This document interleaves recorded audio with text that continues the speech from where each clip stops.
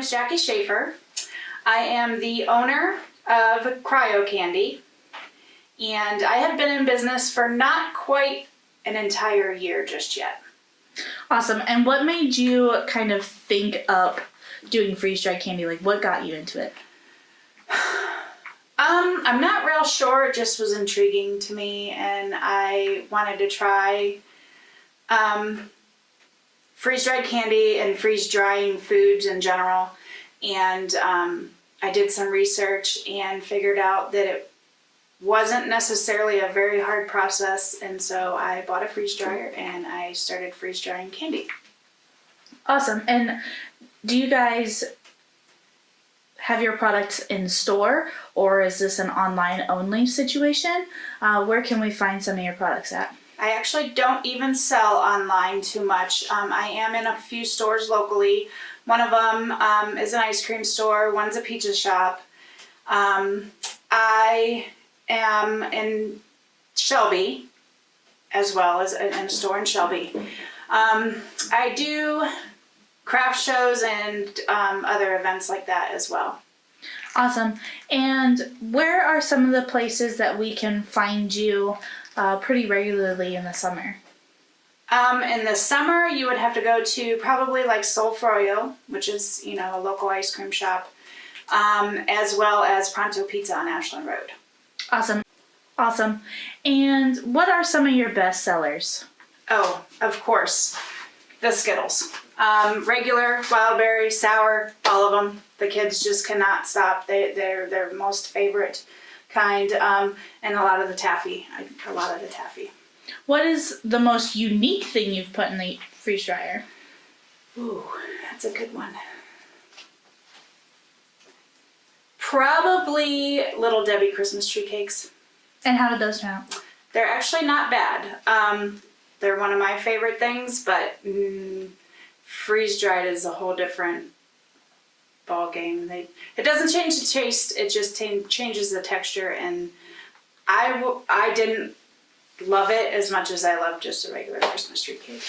And can you kind of explain the process behind the freeze drying and why the Skittles puff up so big, why the taffy gets so big, why the Nerds clusters look the way they do?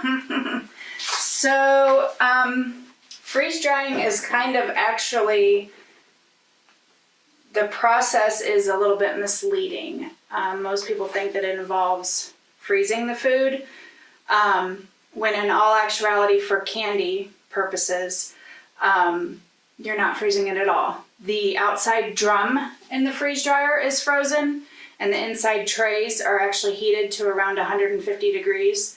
And that's what makes them puff up, because there is a vacuum, so it pulls all the air and everything out.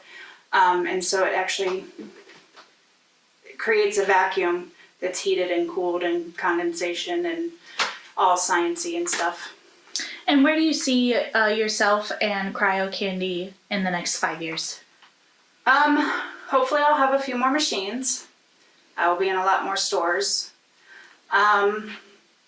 And maybe have an employee or two. Awesome. And do you ever foresee yourself having a physical storefront?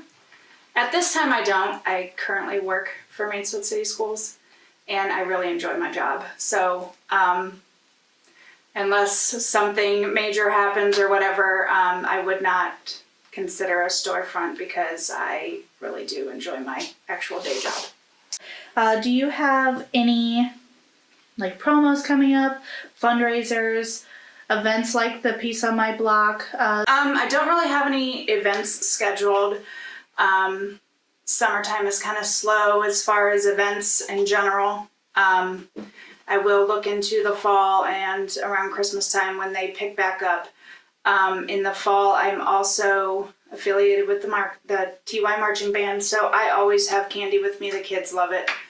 I try to keep my prices reasonable so that they can enjoy their candy, and I'm not going out of the world backwards, but anytime anybody wants a fundraiser or needs to raise some cash real quick for a soccer team or a sports team or whatever, they can hit me up, and I can have a fundraiser in place and moving within probably 24 or 48 hours.